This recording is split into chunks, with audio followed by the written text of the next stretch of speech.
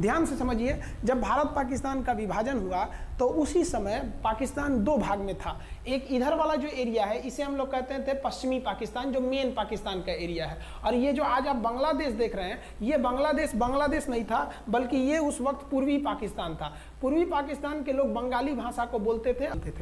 पाकिस्तान के लोग इन लोगों को बड़ा भद्दे मजाक करके बोलते थे, कहते तुम लोग गधे हो, कुछ नहीं जानते हो, किसी काम लायक नहीं हो, यूजलेस हो लोग, तुम लोग छोटे हो, काले हो, मतलब उल्टा सीधा मजाक कर रहे थे। पश्चिमी पाकिस्तान के लोग इधर के लोगों को पसंद नहीं करते थे।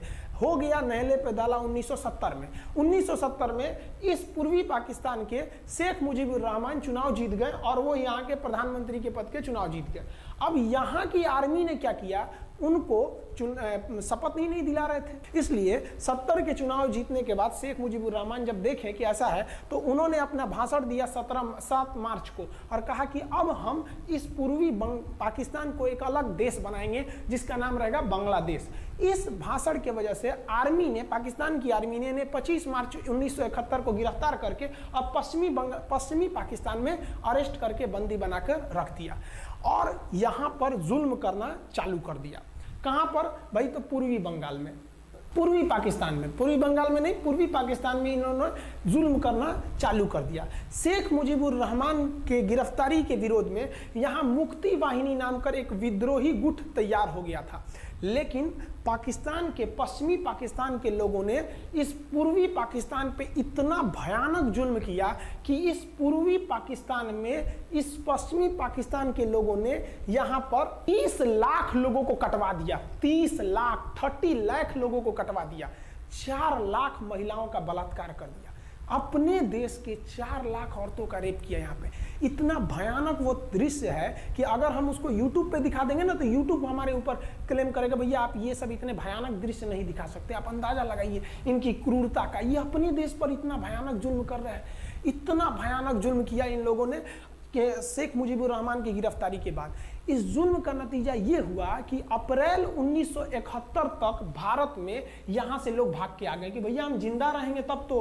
और यहाँ 10 लाख लोग भारत में आ गए शरण लेने कि भैया हमको बचाइए। तो इंदिरा गांधी जानती थी कि जब तक यहाँ शांति नहीं होगा तब तक ये लोग वापस नहीं जा सकते थे। और शांति का एक ही था कि यहाँ पे घुस के इनको मारा जाए ताकि ये पश्चिमी पाकिस्तान वाले लोग यहाँ पर सुधर सके।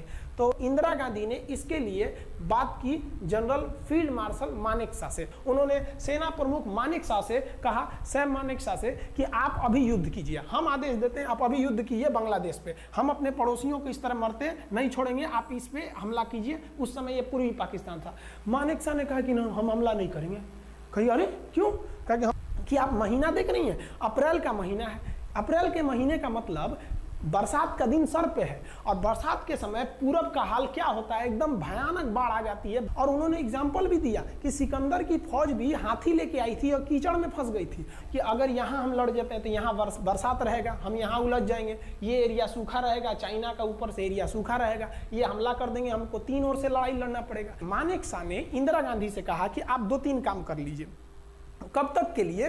कि नवंबर तक हम लोग युद्ध नहीं करेंगे, लेकिन अप्रैल से नवंबर के बीच में हम अपने सैनिकों को इस एरिया में लड़ने के लिए ट्रेनिंग दे सकते हैं। मुक्ति वाहिनी, उसको हम इसी में 1971 में हमारी जो थी भारत और रूस की एक समझौता पर हस्ताक्षर हो गया। अब हम लोगों ने पाकिस्तान को एक बारूद के ढेर पर बैठा दिया था।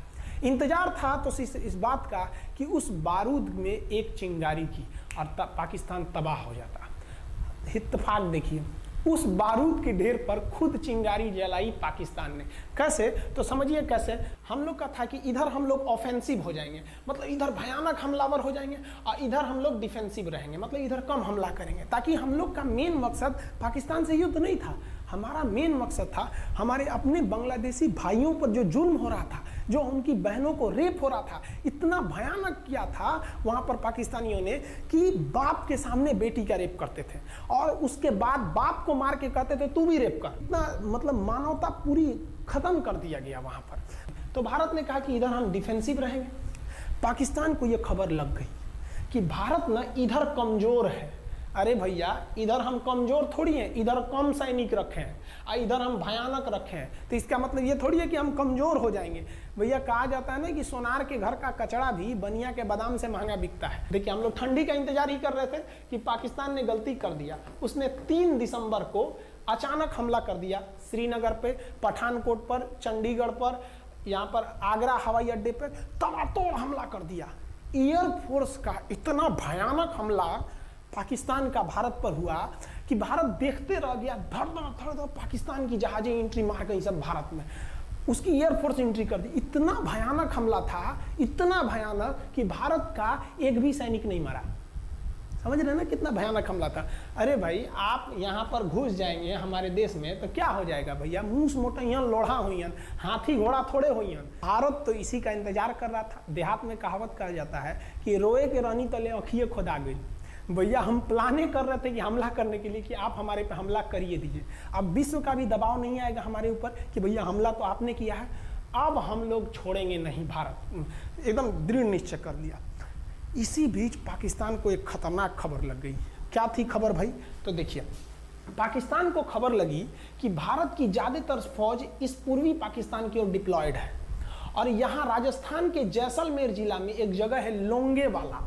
उस लोंगेवाला में केवल और केवल 120 फौजी हैं और अगर पाकिस्तान ने सोचा कि 120 फौजियों को हम रातों रात मार देते हैं तो उस समय एयरफोर्स रात में लड़ाई नहीं कर सकती थी, इसलिए इन्होंने लोंगेवाला में एंट्री मार दी। पूरी भयानक टैंक लेकर, फौज लेकर, इन्फेंट्री लेकर, और उसको वो लोग लोंगेवाला में घुसने के लिए चल दिए। और लोंगेवाला में भारत के पास केवल 120 सिपाही थे, केवल 120, और उन पर वो हजारों की संख्या में टूट पड़े। लेकिन घबराना नहीं चाहिए क्योंकि चींटियां तादाद में कितनी भी क्यों ना हो जाएं, गन्ना घसीट के नहीं ले जा सकती हैं। लोंगेवाला में जो ड्यूटी थी उस समय कुलदीप सिंह चांदपुरी जी का। कुलदीप सिंह चांदपुरी सरदार हैं, आप देखे होंगे बॉर्डर मूवी में इनका रोल सनी देओल ने किया है। अब ये कुलदीप सिंह, ये भैया पंजाबी सिख, अब ये लोग 1.25 लाख से नीचे कुछ सोचते ही नहीं है। चिड़िया नू में बाज लड़ावा, गिदड़ नू में शेर बनावा, और 1.25 लाख नू एक लड़ावा, तब गोविंद सिंह नाम रखावा। खबर आया कि आपसे जो लड़ने आ रहे हैं ना पाकिस्तान की ओर से, वो ब्रिगेडियर तारिक मीर आ रहा है। उसके पास टैंक है, 2800 फौज है, बहुत ही तेज रफ्तार से आ रहा है। आपके पास केवल 120 जवान है कुलदीप सिंह, आप पीछे हट जाइए, आप पीछे हट जाइए, क्योंकि आपको हम ना, आप बहादुर हैं इसमें नो डाउट, लेकिन आप कैसे लड़िएगा उतनी भयानक फौज के पास से। यहाँ उन्होंने कहा खालसा सिख नहीं हट सकते, हम दिखा देंगे कि हम 120 भी उन पर क्या पड़ेंगे, भारी पड़ेंगे। इनके पास ना ही टैंक को उड़ाने के लिए कोई संसाधन थे, टैंक को मारने के लिए एक जीप पर लगा हुआ छोटा सा तोप था, और इनके पास 3 ठो माइंस लगे थे। माइंस समझते हैं आप लोग, टैंक जो होता है ना बम, उसको उड़ाने के लिए माइंस लगाए जाते हैं। तो देखिए ध्यान से, ये है माइंस, ये माइंस होते हैं। इस पर अगर टैंक चढ़ता है ना तो टैंक ब्लास्ट कर जाता है। तब इन्होंने दिमाग लगाया, इन्होंने क्या किया, जो खाली रेगिस्तान था ना उसमें ना आगे की ओर 3 ठो ओरिजिनल माइंस को लगा दिया, और जो खाना खाने वाला टिफिन होता है ना 4 खंदे वाला, इसे, उस टिफिन को इन लोगों ने रातों रात ना बिछा दिया ऐसे लाइन से। देखिए लाइन से पाकिस्तान की टैंक आई तो शुरुआत में तो भैया ओरिजिनल माइंस था, धड़ाम से लगा, पाकिस्तान की टैंक उड़ गई। पाकिस्तान का एक टैंक उड़ा, फिर दूसरा उड़ा, तीसरा उड़ा, पाकिस्तानी एकदम डर गए सब। ब्रिगेडियर तारिक मीर कहें कि भैया यहाँ तो माइंस लगा के रखा है इन लोगों ने, एक काम करो इंजीनियरों को बुलाओ, पूरा माइंस निकालो। अब ब्रिगेडियर जो हमारे मेजर कुलदीप सिंह थे, ये जानते थे कि बाबू अगर हम तुमको रात भर रोक दिए ना तो सुबह हमारी एयरफोर्स आएगी, तुमको जिंदा नहीं छोड़ेगी। इसलिए इन्होंने पूरा टिफिन बिछाया था। इन पाकिस्तानियों ने 6 घंटे लगा दिए उनको निकालने में। इंजीनियर आते थे तो डर के मारे टिफिन निकालते थे, अरे बाप रे बाप, और टिफिन में तो ईंटा पत्थर भर देते थे और डर के ले जाते, अरे भागो भागो भागो, माइंस है। इसको लगाते लगाते इन लोगों ने पूरी रात बिता दी।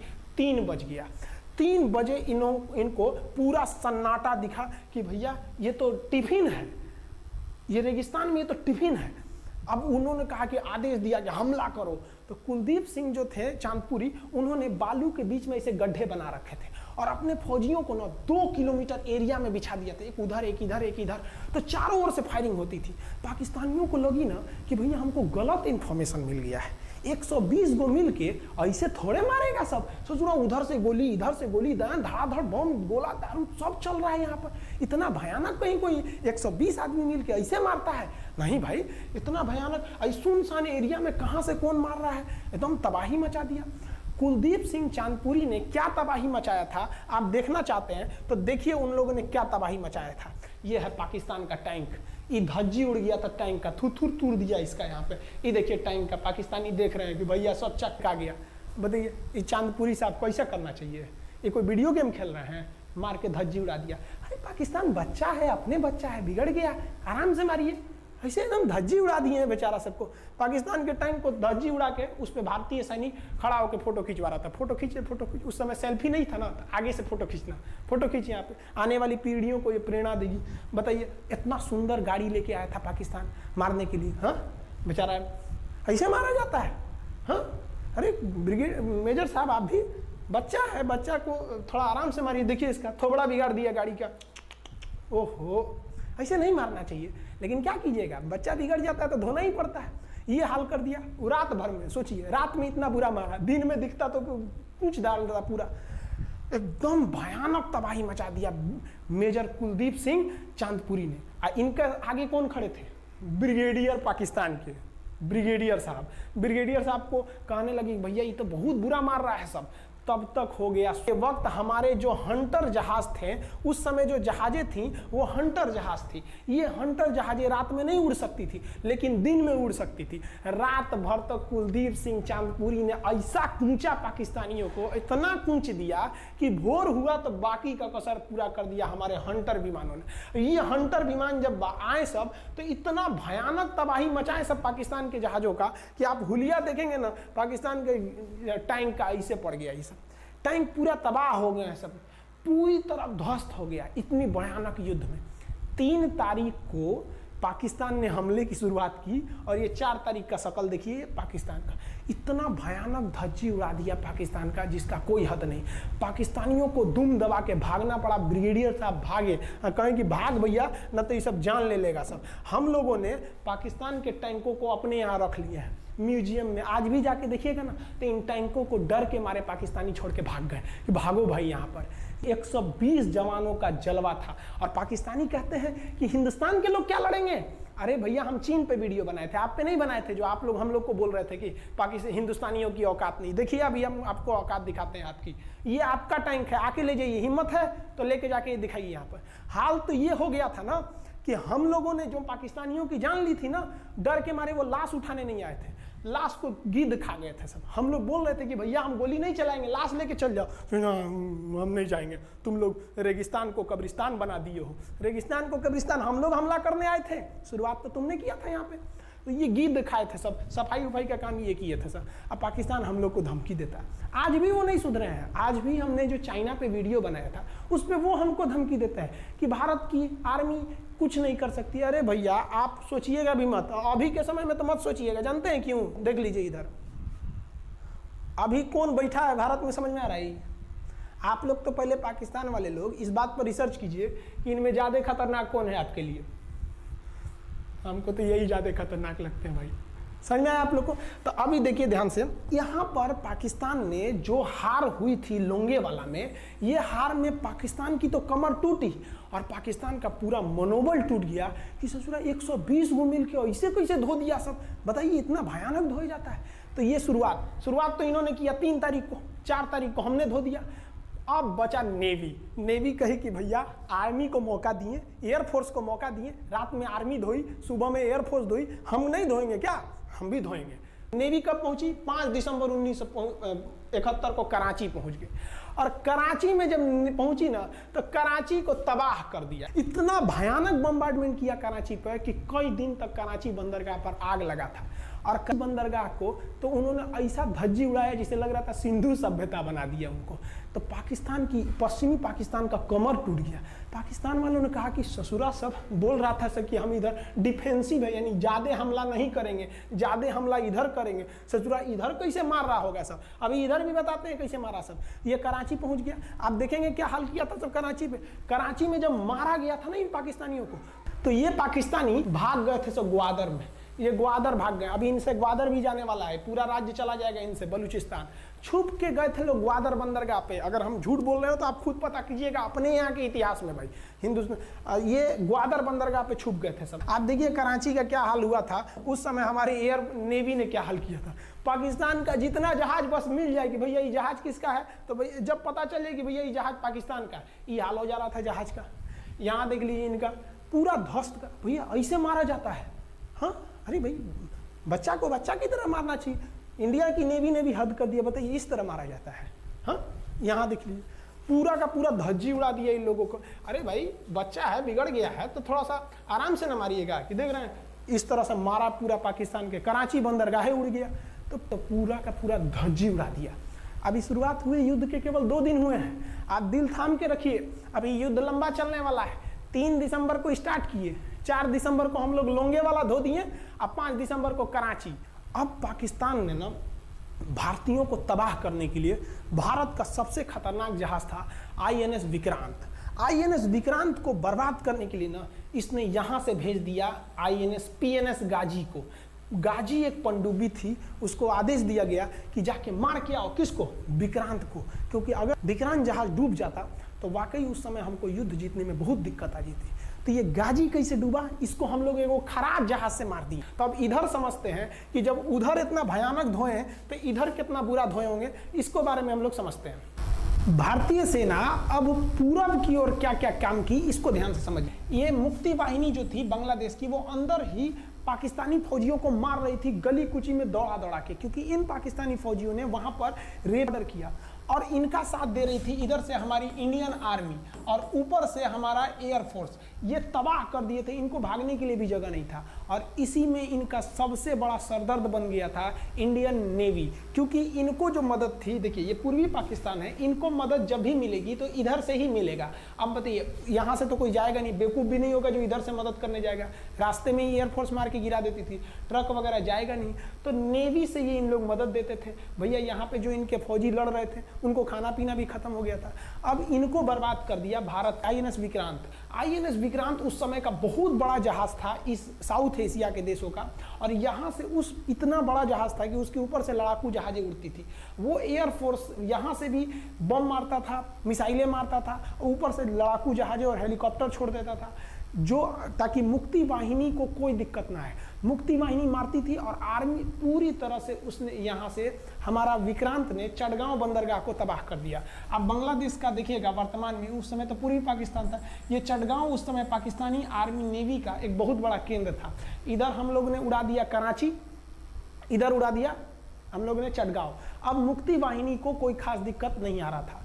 अब पाकिस्तान ने कहा कि हर हाल में इस विक्रांत को बर्बाद करो। देखिए ये विक्रांत है, विक्रांत जहाज जो था इस पे से इसके ऊपर देखिए आपको लड़ाकू जहाजें दिखेगी। PNS गाजी को क्या आदेश दिया गया था भाई कि तुमको जाना है और इस विक्रांत को बंगाल की खाड़ी में जाने के बाद इसी में डुबा देना है।